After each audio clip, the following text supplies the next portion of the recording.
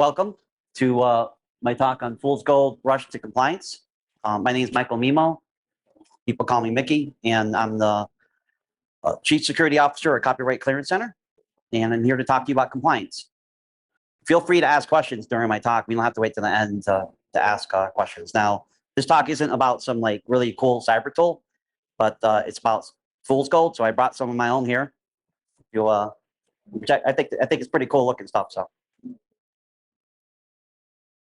All right, so I put together some statistics here using these two sources, and these are two surveys that were put together. The CertKit survey was from 2012 to 2018, and it kind of shows like a steady increase in organizations that are looking to get ISO compliant, and then looking at the ISO survey data, which it looks like they're going to keep doing from year to year because they started from 2018 to 2021. I mean, you see this spike going up, right? So there's a lot of organizations that are interested in getting certified by organizations such as ISO 27001 and SOC 2 Type 2. As you can see, as of the end of the survey in 2021, there's 58,000 organizations certified. I would imagine that the 2022 numbers are going to be skyrocketed. And I wasn't able to find data on the SOC 2 Type 2, how many organizations are being certified, but that's a more popular program, so I would imagine it's even steeper, right? So what's going on here, right? So all these organizations are looking to get certified with these security compliance programs, and yet, as you all know, there's all these breaches going on, right? So there's something's going on wrong here, right? So let me talk to you a little bit about the two of the compliance programs that I'm going to talk about here, and then I'll go into some issues that I see where companies or organizations are advertising information about their compliance program. And then I'm going to give you some information that might be useful to you and some of the things that I found helpful as our company was getting certified that might be helpful for you. So ISO is an international organization for standardization. And I'm not going to go like into the details of this compliance program, but I'm going to be a little bit unorthodox about how I describe these things. Basically, what they have is two certifications right now, right? So they have the 2013 certification that's been out for a while, and they just came out with the 2018, right? What happens with ISO is that you're certified for 3 years, right? So what happens is you get certified the first year, and then there's 2 years of surveillance audits where they audit 1/3 of your controls the second year and the other third the third year.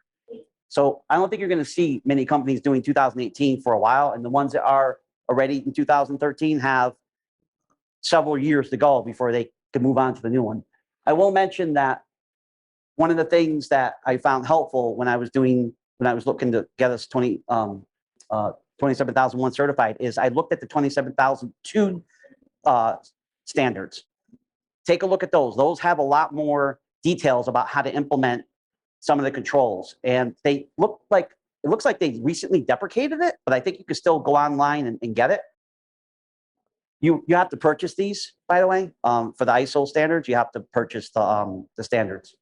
They don't cost very much. I think it's like 150 Swiss dollars or something like that. For SOC 2 Type 2, this is based off of the AI CPA standard, and it's very much an accounting type of certification. And it's basically a report, right? So just to keep in mind, what you get for ISO is like this 2-page or 3-page certificate. What you get for SOC is the actual report. It's pretty, depending on the size of your organization, it can be quite lengthy. ISO 27001, you can go to this link to learn more about it, and I think it will lead you to a place where you can buy the standard and download it. So basically what you're trying to do with this standard is you're looking at continual improvement with your risk in your organization. So basically what they want to make sure you're doing is you're looking at your cyber risks from year to year, and how well are you managing those cyber risks, and how well are you doing a continual program to help improve your organization against those risks that you've identified within your organization. And what you really need to do when you put together your certification for this is there's an ISMS, an Information System Management System framework that you need to put together. And the first part of the certifications is called the clauses, and you use the clauses to build your framework, ISMS framework, and that takes a long time. I'll tell you that right now. So I'll get into more about that later, but that's basically what you're doing here. And for SOC 2 Type 2 report, they have these trusted principles, these 5 that you see up here. Everyone does security, right? But you're going to choose the other 4. Some of you might, in your organization, might want to do all 4.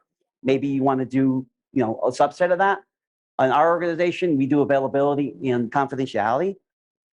A bank might do, for example, process integrity, right?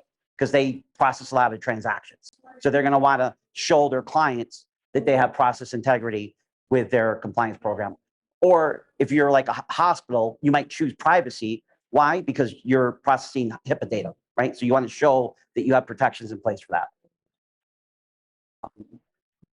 So basically, there's a series of controls, about 144 of them that are released, and you get audited on them, and they kind of go through your organization and see how well you're performing against those controls. That's kind of a high level overview of these 2 certifications. Now, one recommendation I have is, if you're looking to get started with these certifications, is not to go into your organization and have a bunch of meetings with a bunch of people in IT and the business people, and start showing them the standard with the controls, and to start asking them, okay, here's a control, and let's go and see, what we could do to find a solution for that control so we get past the audit. That's not going to work, right? So one way to look at this problem is to look at how, what are these compliance programs how do they what's their approach on how they audit you, right? So for example, when you're being audited for SOC 2 Type 2, the auditor will show up and they'll ask you for a population of data for a control that they're looking to audit you on. And then they're going to grab a sample of that data, and they're going to look at your processes and your policies and see how consistent you are with that, right? So that's more of a quantitative approach. Whereas with ISO 27001, they're looking more qualitatively at your program, right? So for example, they might look at, okay, let's look at your terminations. You have domain administrators being terminated, and you handle that a little bit more differently with more urgency than you do the non-administrators, right? So they're looking for quality of risk, right? So that's the difference between the 2 at a high level. I mean, that's one way to look at it. You might find a different way to look at it, but I think that using these approaches, what I've done is I've used these concepts when I'm talking to the business or talking to other people in IT to talk about the control and find a way to explain the problem that we're trying to solve, rather than just showing up and presenting one of the description written in the documentation of the standard. It just doesn't help. People's eyes glaze over, and a lot of it is cryptic, especially with the ISO side. It's not very straightforward, so that approach doesn't work. So that's just one piece of advice that I have. All right. So some fool's golden nuggets, right? So I found over the years, I've looked at a lot of reports. Of course, you have to be under NDA to be able to look at these reports from different organizations. So I can't go into the specifics of a certain organization and what I found. But I think in general, I've found areas of concern when I talk to organizations. And I think that kind of raises red flags for you about their compliance program. They may be certified, just like you saw in the first slide. A lot of organizations are certified or have SOC 2 report, but they're still getting breached, right? So compliance as a marketing tool, right? We shouldn't be doing compliance for compliance sake. We should be doing it for proven security. But I often read and go to the organization's website and kind of look at their page where they have the compliance reports or advertise about it. Try to get a gauge over how does that organization view compliance? Because if they're looking at it more from a marketing point of view, you need to be aware of that than if they are looking at it more from a security point of view. I think that by reading their website or any material that they put out, in fact, if you look at the SOC 2 Type 2 Section 3, that whole section is about marketing and product. And you as a customer write that, and then the auditor puts that into the report. So it's good information for you to know, especially if you're a hacker. I would definitely be reading the Section 3 as well, because it'll give you a little idea about how the organization works from a security point of view.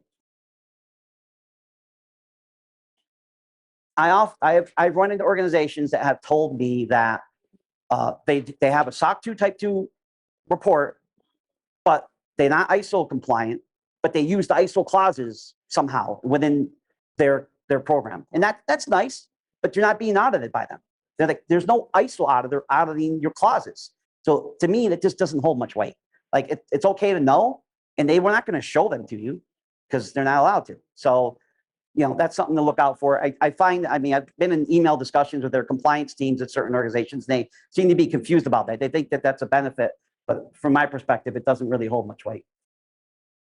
When you're looking at these compliance programs, one of the things that you'll find is it has the period of the audit that they're certified for.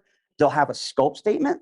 So you'll really want to focus on that scope statement and understand what the scope statement is saying about their compliance program. But for example, if you're going to buy a product from a company and that product happens to not be part of the scope statement, well, then they're not being audited for that product.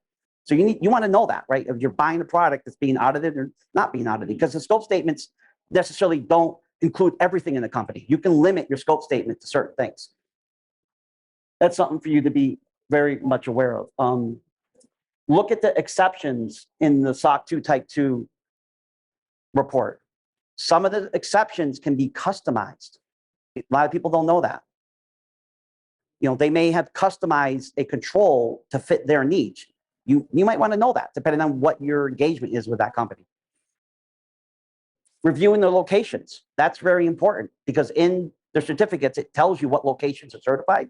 Now, let's say you're hiring, you know, a vendor and they have a software development company in some country that isn't on the location map of the certification. Therefore, it's probably not being audited. It is not. In fact, it isn't being audited. So that may be something that may be important to you when you talk to the vendor and want to know if you want to use that location of people for how you want to engage them. And the other thing that I find is kind of funny, and I haven't seen this much too often, but I did in the very beginning, is a lot of companies tell me that we're in Amazon.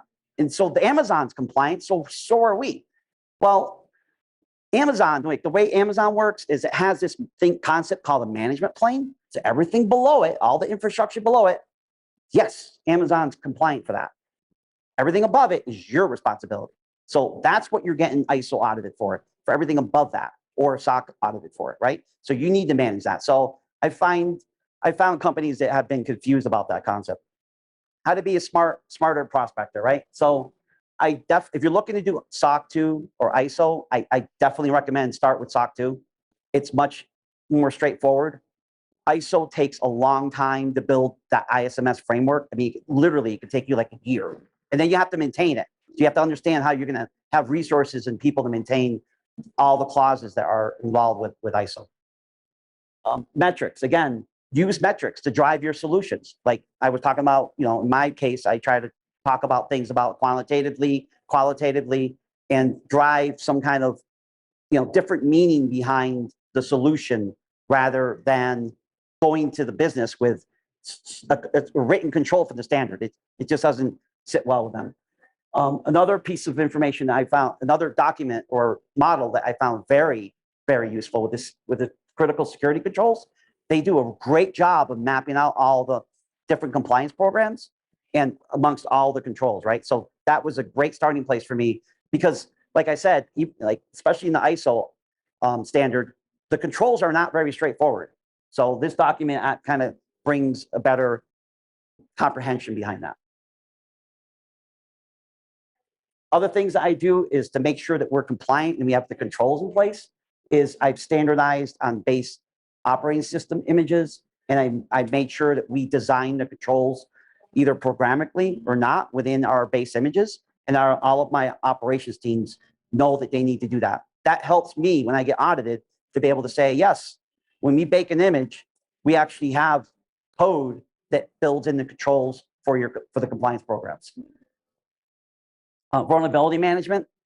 We have the architects meet every week. They talk about the different vulnerabilities that are in their software. We use a lot of open source software in our organization. And I've embedded the red team into those meetings. Like they're there to give their opinion. They're there. Sometimes like there's debates and we're not sure we're really susceptible to that vulnerability or not.